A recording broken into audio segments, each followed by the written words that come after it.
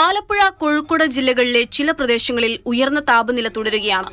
പാലക്കാട് മറ്റന്നാൾ വരെ താപനില 39 ഡിഗ്രി സെൽഷ്യസ് ആയിരിക്കും. കൊല്ലം, ആലപ്പുഴ, തൃശൂർ, കണ്ണൂർ, കോഴിക്കോട് ജില്ലകളിൽ 37 ഡിഗ്രി സെൽഷ്യസ് വരെയും, തിരുവനന്തപുരം, പത്തനംതിട്ട, എറണാകുളം, കോട്ടയം, മലപ്പുറം, കാസർഗോഡ് ജില്ലകളിൽ 36 ഡിഗ്രി സെൽഷ്യസ് വരെയും താപനില ഉയരും.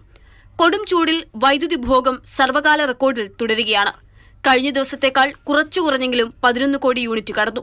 രാത്രിയിലെ അപ്രതീക്ഷിത പവർക്കട്ടിൽ ജനരോഷം ശക്തമാവുകയാണ്. പുന്നപ്രയിൽ അർദ്ധരാത്രി KCB ഓഫീസിന് മുന്നിൽ നാട്ടുകാർ മണിക്കൂറുകളോളം പ്രതിഷേധിച്ചു.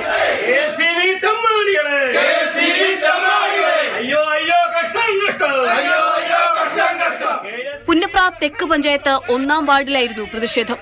രാത്രി 11:30യോടെയാണ് പുന്നപ്ര സമരഭൂമി പ്രദേശത്ത് വൈദ്യുതി മുടങ്ങിയത്. പലതവണ KCB ഓഫീസിലേക്ക് വിളിച്ചെങ്കിലും ഫോൺ എടുക്കാത്തതിനെ തുടർന്നായിരുന്നു ഉപരോധം.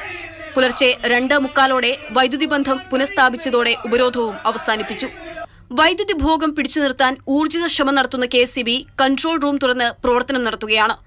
3 ദിവസത്തിനുള്ളിൽ വേനൽ മഴയെത്തുമെന്നുള്ള കാലാവസ്ഥാ നിരീക്ഷണ കേന്ദ്രത്തിന്റെ പ്രവചനത്തിൽ പ്രതീക്ഷയിലാണ് കേരളം. മാതൃഭൂമി ന്യൂസ്, തിരുവനന്തപുരം, ആലപ്പുഴ.